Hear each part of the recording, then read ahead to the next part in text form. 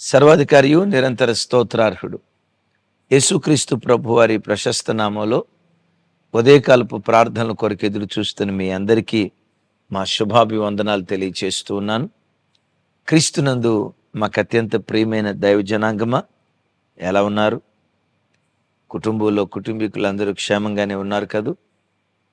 వాతావరణ మార్పు వల్ల, భయంకరమైన ఈ వర్షాల వల్ల అనేకులు విషజ్వరాలకు గురై భయంకరమైన అనారోగ్యాలతో అనేకులు బాధపడుతున్నారు.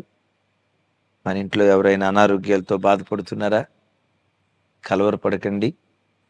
ఆయన గాయాల్లో దాగిన స్వస్థత, ఆయన రెక్కల నీడలో దాగిన ఆరోగ్యం ఈ ఉదయకాలం మిమ్మును మీ కుటుంబాలను దర్శించునుగాక.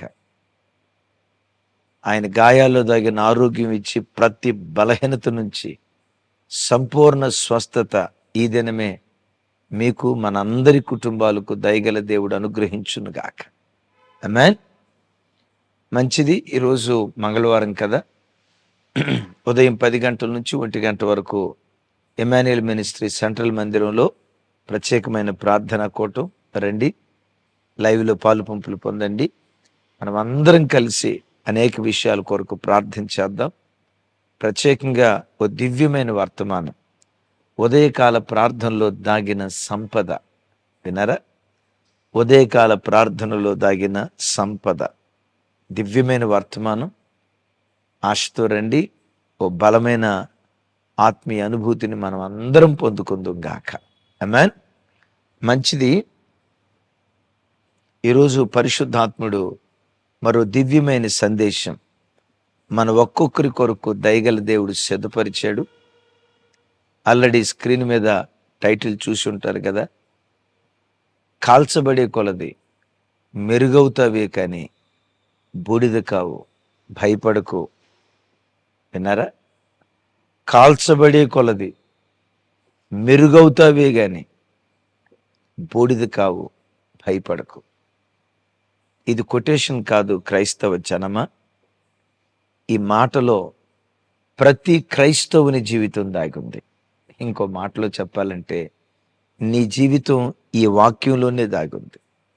ఏంటా మాట? కాల్చబడతావే గాని మెరుగవుతావు, బూడిద కావు. కాల్చబడే కొలది మెరుగవుతావే గాని బూడిద కావు. దీన్ని లేఖనాల్లో నుంచి మనం ధ్యానించుదాం. చూడండి, అపోస్తులైన పేతురు వారు రాసిన మొదటి పత్రిక 4వ అధ్యాయం 12వ వచనం. ప్రియులారా, మిమ్మల్ని శోధించుటకు మీకు కలుగుచున్న అగ్ని వంటి మహాశ్రమలను గూర్చి మీకేదో ఒక వింత సంభవించినట్లు ఆశ్చర్యపడకుడి. క్రీస్తు మహిమ బయలుపరచబడినప్పుడు మీరు మహా ఆనందముతో సంతోషించు నిమిత్తము క్రీస్తు శ్రమలలో మీరు పాలువారయ్యున్నంతగా సంతోషించుడి. క్రీస్తు నామము నిమిత్తం మీరు నిందల పాలైన యెడల మహిమాస్వరూపి అయిన ఆత్మ, అనగా దేవుని ఆత్మ మీ మీద నిలుచుచున్నాడు గనుక మీరు ధన్యులు. ఆమేన్. దైవ జనాంగమా, అపోస్తుడైన పేతురు వారు ఈ పత్రిక చెదిరిపోయిన దేవుని ప్రజలకు వ్రాసిన పత్రిక. ఎక్కడ చెదిరిపోయారు? ఎందుకు చెదిరిపోయారు? ఆదిమ సంఘం యెరూషలేములో ఉండేది కదా. యోధా మత పెద్దలందరూ సంఘానికి వ్యతిరేకంగా లేస్తే సంఘం యెరూషలేము నుండి చెదిరిపోయింది. గలిలయ ప్రాంతాలకు, ఆసియా ప్రాంతాలకు, రకరకాల ప్రాంతాలకు సంఘ ప్రజలు చెదిరిపోయారు. చెదిరిపోయిన ఆ స్థలాల్లో వీళ్ళేవైనా నెమ్మదిగా బ్రతుకుతున్నారా?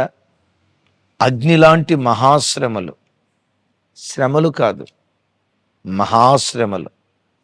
ఎలాంటి మహాశ్రమలు?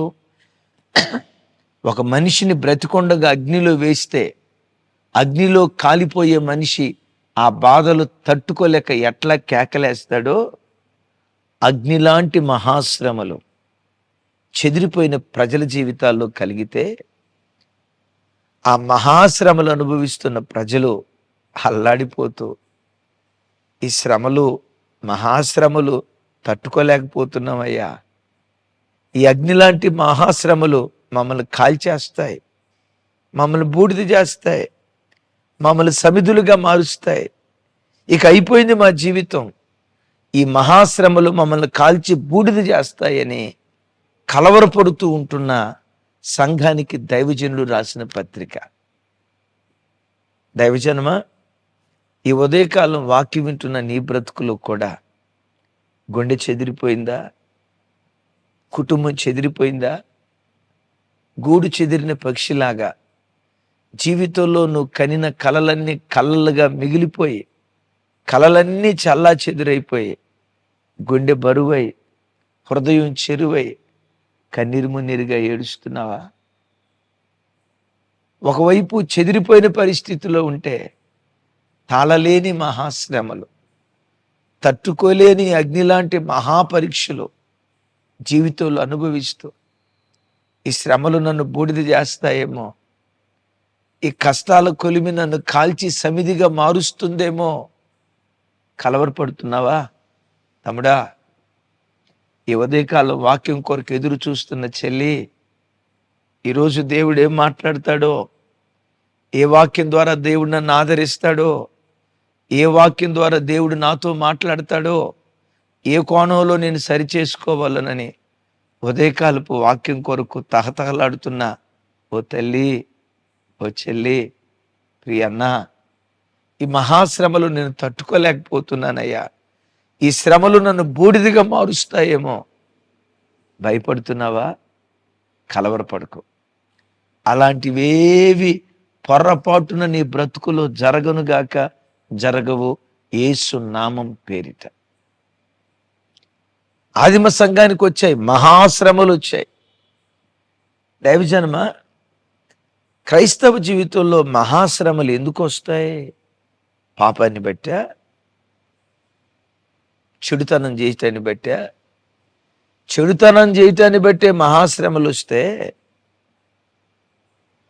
దేవుని నమ్ముకున్న బిడ్డల్లో అఫ్కోర్స్ కొంతమంది దుర్మార్గంగా బ్రతికే వాళ్ళు ఉండుండొచ్చు. వీళ్ళకంటే లోకస్తులు మరి ఎక్కువగా దుర్మార్గంగా బ్రతికిన వాళ్ళు ఉన్నారు కదా. వాళ్ళు పూర్తిగా నాశనం అయిపోవాలి కదా. ఓ మాట, మరి వీళ్ళకి మహాశ్రమలు వచ్చాయి. ఏ పాపం చేశారని, ఏ దుర్మార్గం చేశారని, ఏ అక్రమం చేశారని? ఒకవేళ సైతాన్ గడి నీ దగ్గరకు వచ్చి నేను కృంగదీస్తున్నాడా? నీ భక్తి దేవుడు మెచ్చలా, అందుకనే నీకు ఈ శ్రమ, నీవంటే దేవునికి ఇష్టం లేదు, అందుకే నువ్వు కష్టాల కొలిమిలు కాల్చబడుతున్నావు అని పదే పదే నేరారోపణ చేస్తున్నాడా? ఓ మాట, మరి ఆదిమ సంఘానికి అగ్నిలాంటి మహాశ్రమలు ఎందుకు వచ్చాయి? పాపం చేసినందువల్ల? నో. మరి ఎందుకు వస్తాయన్న శ్రమలు అడుగుతారా? ఓ మాట, సంపూర్ణత కొరకే మనకు శ్రమలు వస్తాయి. క్రీస్తు సారూప్యంలో మనం మార్చబట్టానికే శ్రమలు వస్తాయి. దైవజనమ, మన ఆరాధ్య దైవం యేసుక్రీస్తు వారికి శ్రమలు వచ్చాయి కదా. ఎందుకు ఆయనకి శ్రమలు వచ్చాయో అపోస్తులైన పౌలు వారు హెబ్రీ గ్రంథంలో మాట్లాడుతూ భలే చక్కటి మాట అంటారు. 2వ అధ్యాయం 10వ వచనం 11వ వచనం నేను చదువుతాను. ఆయన అనేకులైన కుమారులను మహిమకు తెచ్చుచుండగా వారి రక్షణకర్తను శ్రమల ద్వారా సంపూర్ణము చేయుట ఆయనకు తగును. పరిశుద్ధ పరచువారికిని పరిశుద్ధ పరచబడు వారికిని అందరికీ ఒక్కటే మూలం. ఈ మాట చూడండి, వారి రక్షణకర్తను శ్రమల ద్వారా సంపూర్ణునిగా చేయుట ఆయనకు తగును. ఎవరట? వారి రక్షణకర్త. మనందరి రక్షణకర్త ఎవరు? మన ఆరాధ్య దైవం ప్రభు అయిన యేసుక్రీస్తు వారు. మన రక్షణకర్త అయిన యేసుక్రీస్తు వారిని శ్రమల ద్వారా పరలోకపు తండ్రి సంపూర్ణుని చేశాడట. విన్నారా? సంపూర్ణత ఎలా వచ్చింది? శ్రమల ద్వారానే. దైవజనమ, కోట్ల రూపాయల ఆస్తి నీకు ఇస్తే గర్వం వస్తుందేమో నాకు తెలియదు, భక్తిహీనత వస్తుందేమో నాకు తెలియదు. బహుసంపన్నుడిగా దేవుడు నిన్ను నిలవబెడితే లెక్కలేనితనం నీకు వస్తుందేమో నాకు తెలియదు, కానీ క్రైస్తవ జీవితంలో శ్రమలు దేవుడు అనుమతించేది నీ సంపూర్ణత కొరకే, నీ భక్తి మెరుగవటానికే అనుమతిస్తాడు, కానీ నిన్ను బూడిద చేయటానికి కాదు.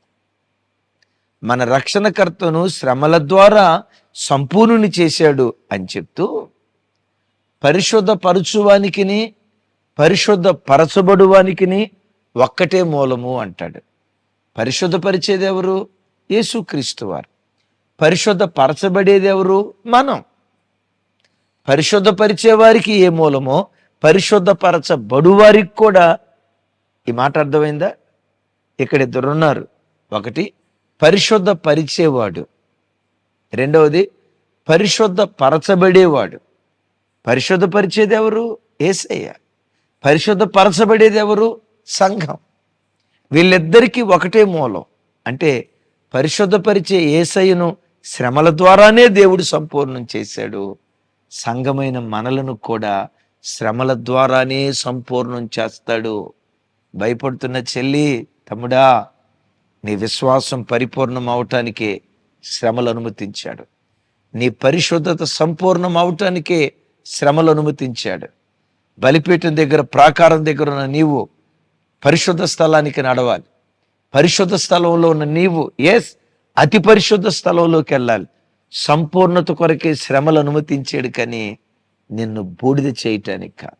ఓ మాట, బంగారం శుద్ధి చేయబడాలంటే అగ్నిలో వేయబడాలి కదా. వెండిలో ఉన్న మస్టు పోవాలి, అది సంపూర్ణం చేయబడాలంటే మొసలో కరిగించబడాలి కదా. కాదా? ఏ బండరాయి అయినా శుద్ధి దెబ్బలు తినకుండా అద్భుతమైన శిల్పంగా అది మార్చబడతాదా? తమ్ముడా, యేసుక్రీస్తు అనే అద్భుత రూపాన్ని నీలో చెక్కాలని పరలోకపు తండ్రి ఆశపడ్డాడు. ఎవరు యేసుక్రీస్తు? సుగుణాల సంపన్నుడు, సద్గుణ రాశి, పరిశుద్ధతలో శిఖరం, ఆత్మ సంబంధమైన సుగుణాలలో శిఖరం. యేసుక్రీస్తు సారూప్యం నీకు ఎలా వస్తుందో తెలుసా? నీవు నేను బండరాళ్ళం. సుత్తెని శ్రమలతో దేవుడు మనలను కొడతాడు. నీ బ్రతుకును మొక్కలు చేయటానికి కాదు. నీ బ్రతుకును మొక్కలు చేయటానికి కాదు, నిన్ను ఒక అద్భుతమైన కళాఖండంగా చెక్కటానికే ఈ శ్రమలు దేవుడు అనుమతించాడు. రకరకాల శ్రమల్లో కొట్టుమిట్టాడుతున్న తమ్ముడా, చెల్లి, నిన్ను చెక్కుతున్నవాడు నేర్పరి అయిన శిల్పి, ప్రధాన శిల్పి. ఎంతవరకు దెబ్బ కొట్టాలో అంతవరకే కొడతాడు. ఆ బండరాయి మొక్కలు మొక్కలు తునకలు అయ్యేటట్లుగా శిల్పకారుడు కొట్టడు. ఆ శిల్పకారులు కొడితే తునకలు అయిపోద్దేమో, కానీ నీవు ఆరాధించే ఈ శిల్పకారి నేర్పరి అయిన శిల్పకారి. బ్రతుకు బుగ్గిపాలు కాదు, నీ జీవితం బ్రద్దలు కాదు. కాల్చబడే కొలిది మెరుగవుతావు. నలపబడే కొలిది వెలుగుతావు. కొట్టే కొలది బంతిని బలంగా నేల మీద కొడితే రివ్వునంత ఎత్తులేస్తుంది కదా. మరలా అలా లేచే దినాలు యేసు నామం పేరిట నీకు అనుగ్రహించబడుతుంది. కొట్టబడిన తమ్ముడా, బ్రద్దలయ్యేటట్లుగా హింసించబడుతున్న తమ్ముడా, నువ్వు బ్రద్దలు కావు. బంతి బలంగా నేల మీద కొడితే ఎంత రివ్వున లేస్తుందో నీ బ్రతుకులో కూడా దేవుడు నిన్ను లేవనెత్తే రోజులు అనుగ్రహించబోతున్నాడు. విశ్వసించి ప్రభుని స్తుతించు. వీళ్ళకి ఏదో సంభవించబోతున్నట్లుగా కలవరపడతా ఉంటే అంటాడు, సంగమా, మీకు ఎదురవుతున్న మహాశ్రమలను బట్టి ఏదో జరుగుతున్నట్లుగా ఆశ్చర్యపడకండి. క్రీస్తు మహిమ బయలుపరచబడబోతుంది మీ జీవితంలో. ఆయన మహిమ బయలుపరచబడినప్పుడు మహానందముతో మీరు సంతోషిస్తారు. ఎలా అంట? మహా ఆనందముతో. ఆనందముతో అనలేదు పేతురువారు, మహానందముతో. వాళ్ళ బ్రతుకులో మహాశ్రమలు వచ్చాయి. ఆ మహాశ్రమల కాలం తీరిన తర్వాత మహా ఆనందాన్ని దేవుడిచ్చాడట. ఆనందాన్ని కాదు, శ్రమలు వస్తే ఆనందమే ఇస్తాడు. మహాశ్రమలు వస్తే మహా సంతోషాన్ని దేవుడిస్తాడు. తమ్ముడా, టైటిల్ చూసావు కదా, ఎంత కాల్చబడతావో అంత మెరుగవుతావు. ఎంత కాల్చబడతావో అంత విలువైన వాడిగా నువ్వు మారతావు. కాల్చబడే కొలిది నీ విలువ పెరిగిద్ది, మెరుగైన వాడివి అవుతావే గాని అగ్ని నిన్ను కాల్చదు. యేసు నామం బూడిద చేయదు, యేసు నామం పేరిట. ఓ మాట మొన్న మధ్య కూడా ఒకసారి చెప్పాను. మొక్కజొన్న కండి ఉంది, రైట్? మొక్కజొన్న కొండను పచ్చిదానిగా మనం కొన్నామంటే దాని ఖరీదు జస్ట్ 2 రూపాయలు లేకపోతే 3 రూపాయలు. అదే నిప్పుల మీద గాలిస్తే దాని ఖరీదు ఎంత అయింది? 10 రూపాయలు, 15 రూపాయలు. మాలాంటి హైదరాబాదులోనైతే 100 హైదరాబాద్లోనైతే 20 రూపాయలకు కూడా తీసుకోవాల్సి వస్తుంది. కాల్చబడక మునుపు దాని ఖరీదు 3 రూపాయలే. కాల్చబడిన తర్వాత దాని ఖరీదు 15. ఇంకో విచిత్రం చెప్పమంటారా? ఆ మొక్కజొన్న గింజలు తీసి అదే పాప్కార్న్ అంటారు కదా, పాప్కార్న్ ఏమంటారు అది? ఫుల్గా ఫ్రై చేస్తారు చూసారా, నూనెలో ఫ్రై. అప్పుడు చేస్తే ఇదే 3 రూపాయలు మొక్కజొన్న కొండలో వచ్చిన ఆ పాప్కార్న్ చూసారా, 60-70 రూపాయలకి అమ్మ కొనుక్కోవాల్సి వస్తుంది. చూసారా? 3 రూపాయలది 15 రూపాయలు అయిందా? కొంచెం కాల్చేసరికి, ఇంకెక్కువ కాల్చేసరికి పాప్కార్న్ అయింది. మొత్తానికి పాప్ సాంగ్ అయిపోయింది. అది 70 రూపాయలు అయిపోయింది. ఎంత కాల్చబడతావో అంత వెలుగుతావు. భయపడుకో. దావీదును దేవుడు కాల్చలేదా? అపోస్తుడైన పౌలు కాల్చబడలేదా? షడ్రక్ మెషక్ అబేద్నెగోలు కాల్చబడలేదా? విశ్వాస వీరుడు దానియేలు కాల్చబడలేదా? అరే వీరందరినీ ప్రక్కన పెడదామండి, నీ ఆరాధ్య దైవం యేసుక్రీస్తు వారు కాల్చబడలేదా? కాల్చబడే కొలిది మెరుగయ్యాడే గాని, అన్ని ఆకాశ మండలముల కంటే మరి పైకి హెచ్చించబడ్డాడే గాని బూడిద కాలేదు. మహాశ్రమలు అనుభవిస్తున్న క్రైస్తవుడా, మహా సంతోషం నీ కొరకు కాచుకొని ఉంది. దాటి నుంచి చెప్తున్నా కదా, ఎంత కాల్చబడతావో అంత మెరుగవుతావు. ఒక అద్భుతమైన మాట. 250 రూపాయల ఖరీదైన ఇనప ముక్కను 500 డిగ్రీ సెంటిగ్రేడ్ ఉష్ణోగ్రతలో వేడి చేస్తే 500 రూపాయల గుర్రపు నాడెం తయారైద్దట. అదే 250 రూపాయల ఖరీదైన ఇనప ముక్కను 1000 డిగ్రీ సెంటిగ్రేడ్ ఉష్ణోగ్రతలో వేడి చేస్తే 15,000 రూపాయల ఖరీదైన గుండు పిన్నులు తయారవుతాయట. గుండు పిన్నులు. అదే 250 రూపాయల ఖరీదైన ఇనప ముక్కను 2000 డిగ్రీ సెంటిగ్రేడ్ ఉష్ణోగ్రతలో వేడి చేస్తే అద్భుతం, 1,50,000 రూపాయల ఖరీదైన షేవింగ్ బ్లేడ్లు తయారవుతాయట. అర్థమవుతుందా? అదే 250 రూపాయల ఖరీదైన ఇనప ముక్కను 3000 డిగ్రీ సెంటిగ్రేడ్ ఉష్ణోగ్రత కంటే ఇంకెక్కువ వేడిలో వేడి చేస్తే 250 రూపాయల ఖరీదైన ఇనప ముక్కలో నుండి 1,00,00,000 రూపాయల విలువైన విమానపు స్ప్రింగులు తయారవుతాయట. అద్భుతం. మంట పెరిగే కొద్దీ మహిమ పెరుగుతుంది, కాల్చే కొద్దీ దాని విలువ పెరుగుతుంది, నలిపే కొద్దీ అది వెలుగుతూ ఉంది. మరలా చెప్పమంటారా? మంట పెరిగే కొద్దీ దాని మహిమ పెరుగుతుంది. తమ్ముడు, యేసయ్యను అనుభవించిన సేవకుడిగా, ఆయన గుణగణాలు ఎరిగిన సేవకుడిగా చెప్తున్నాను, కాల్చబడుతున్న దానికి కన్నీళ్లు కార్చుకో. తాళలేకపోతున్నానయ్యా ఈ శ్రమలో అని అనుకోకో. శ్రమల మధ్యలో ఏం జరిగిద్దో తెలుసా?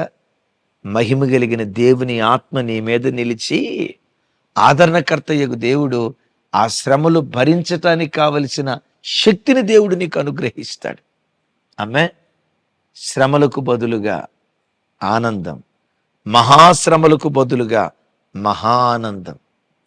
ఎంత శ్రమపరచబడతావో అంత మహిమను, అంత ఆనందాన్ని భూలోకంలో, విశేషంగా పరలోకంలో నీ కొరకు దేవుడు దాచిపెడతాడు. కొంతకాలం దేవుడు నలుపుతాడు, కొంతకాలం దేవుడు కాలుస్తాడు. కాల్చబడనే.